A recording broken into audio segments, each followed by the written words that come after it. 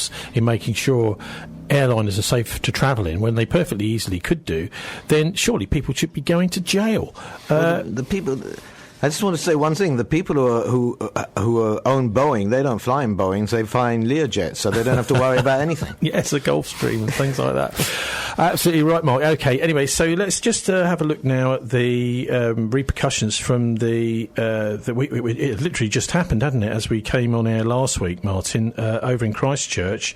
100 dead and injured, so it's about 50, just over 50 now have died, and another 50 were hospitalised, seriously injured. What do you make of the New Zealand Prime Minister Jacinda Ardern's reaction? What she's saying is that she doesn't want this guy named, which is an interesting angle on it all, isn't it? Because that was partly what he wanted. He wanted to be notorious around the world, and that's why I haven't named him today. And funnily enough, I gave him the wrong name last week, so he's never been named on this show.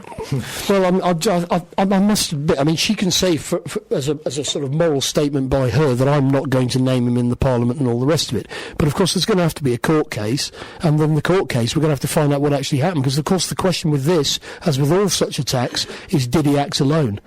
And of course, there was the original reports were that there was more than one shooter, and that there were bombs in vehicles. Have you got? And then suddenly that was all cleared up. Now we've got one lone wolf. Have you got any evidence that there was another shooter? Surely it was. Well, no. The police at the time, the first things that came, as you know, when these incidents happen, Tony, stuff comes out in the first few minutes, which then gets airbrushed out, and then you get an agreed narrative about what happened, and we all think we know what happened. I mean, to be honest with you, if something like this happens, it would take the police quite a while to work out the series of events and all the rest of it. And it turned out, for example, that the police who apprehended him were not the local police. They were a firearms unit which just happened to be doing something nearby. Now, I'm not saying we don't know enough to say anything firmly about this one way or the other. But given, as you know, over many years we've looked into these incidents thoroughly, not just this one but previous ones, and we know that intelligence services around the world do engage in terrorism. In fact, most terrorism has the fingerprints of intelligence services all over it, and not, different intelligence services, not necessarily the same ones. And lone gunmen like Oswald killing John F. Kennedy, or Sirhan supposedly killing Robert Kennedy, and James Earl Ray supposedly killing Martin Luther King, although a jury in the US, North Carolina, has already concluded that he didn't, and somebody else was involved. We're suspicious about all these incidents, as we should be. Those are kind of political terrorist acts. I'm not quite sure what would be achieved, and you may be absolutely right. I'm always a bit wary of conspiracy theories, because I think people who are willing to take part in a conspiracy can't keep their mouths shut, most probably, because they'll most probably be a bit too kind of... Well, that's why a lot of them end up being killed. They don't get to try. It's hard to keep it quiet, if you know what I mean. But I'm definitely not saying no, absolutely. And I'm sure there is all sorts of awful stuff going on. Well, nobody has a grudge against New Zealand. And that's what I'm saying. What would be the reason? I'm trying to... We'll come to that now, okay? Yeah, that's what I'm interested in. We'll come to that now.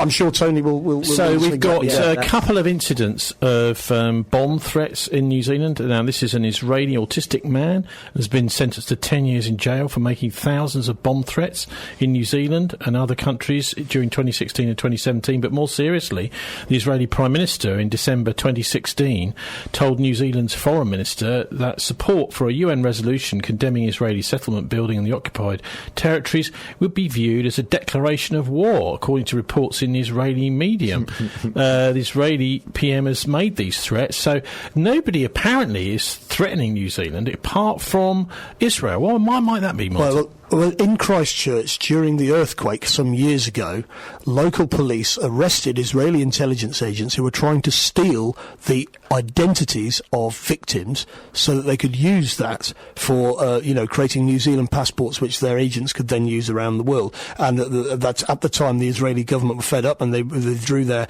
ambassador to Israel, and the Israelis were not very... Israel and New Zealand had a very, very frosty relationship. Let's go over a little more detail there, because the body was found in Christchurch of someone that turned out to be an Israeli agent with stolen passports on. Yeah. And there were other people who were trying to get that body, and they were all, rather than being arrested, they were whisked off to the airport immediately by the Israeli ambassador to New Zealand. Yeah. So he actually got personally involved, managed to get these people together and got them out of the country very quickly, whereas actually the New Zealand police wanted to arrest them and question them.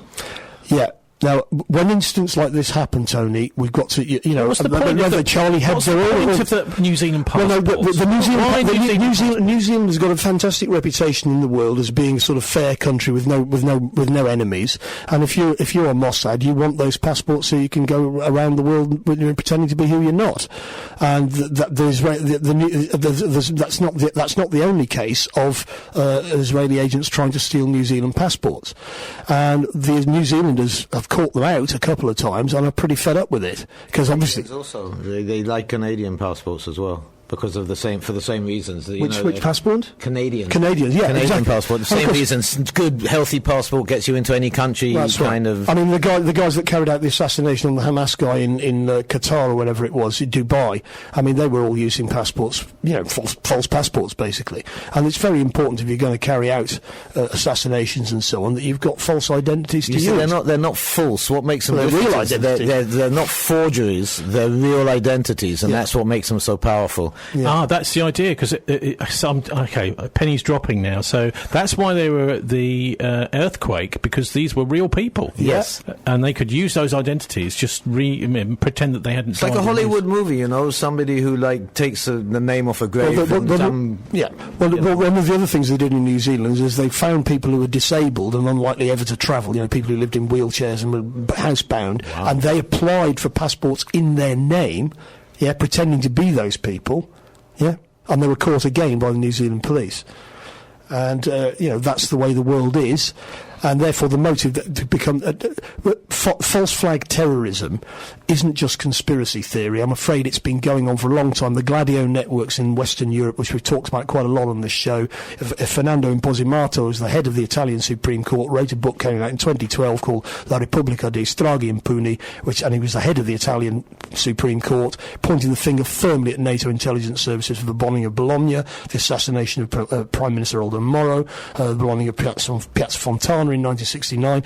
People in educated people in Italy know very well that NATO intelligence services are terrorists, and they have been for a long time. I mean, there's so many examples, isn't there, of America, going into South America, and Chile is one example. And well, that's the more overt stuff, if you like. Yeah. But they do lots of trickery, and they've got a huge infrastructure for doing it, and they've been caught out, and people ought to realise that this is what's going on. And of course, I work quite regularly for Russia Today, as you know, and I can tell you right now, the Russian general staff are right up on top of all of this. They know exactly what's going on. So you're having private meetings with the Russian? No, I don't. I just work as a journalist for them. But I'm just pointing out that's not the Russian general staff. That's Russia Today editors and journalists. That's indeed.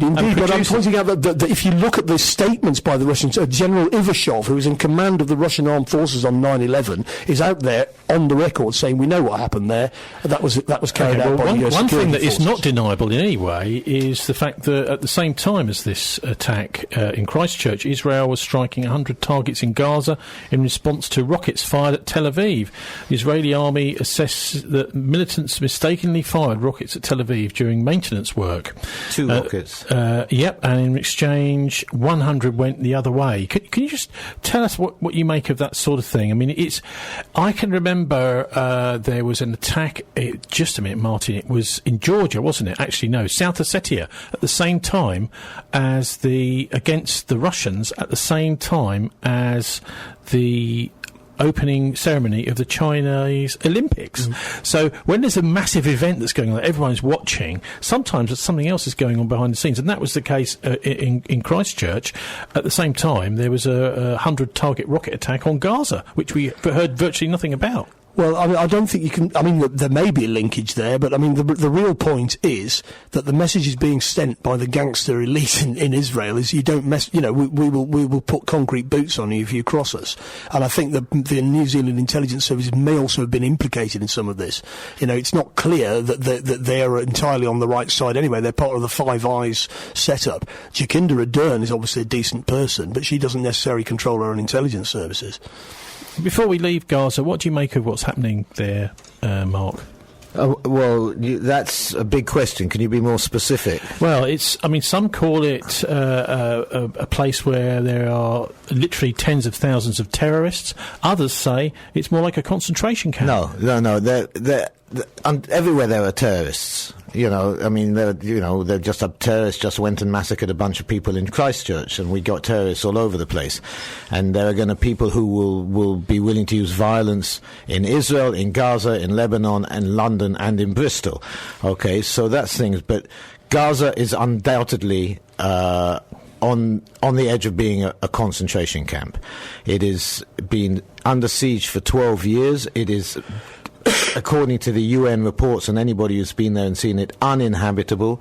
In 2 years, the water will be undrinkable because of the sewage that's flowing into the system. So in a year and a half, 2 years, a mother will have to decide whether to kill her child quickly or slowly. The Israelis are turning on and off the electricity and the water supply at will whenever they feel like it. There are 60 to 70% unemployment. I have many friends in Gaza who I'm in contact with. They are past a point of now they talk about suicide, but not suicide bombing, just suicide in general, because they see no purpose in life anymore. Gaza is a scar on the face of this earth, and all governments around the world are guilty of allowing it to carry on under our very noses. We have the criminal court in The Hague should be out doing much more. The United Nations, they release reports, so every country just throws it out the window and says we're not interested. Why? Because the security system that's, tracked down Khashoggi from Saudi Arabia was built by Israel, and the security systems for monitoring people in the UK and in America are built by Israel.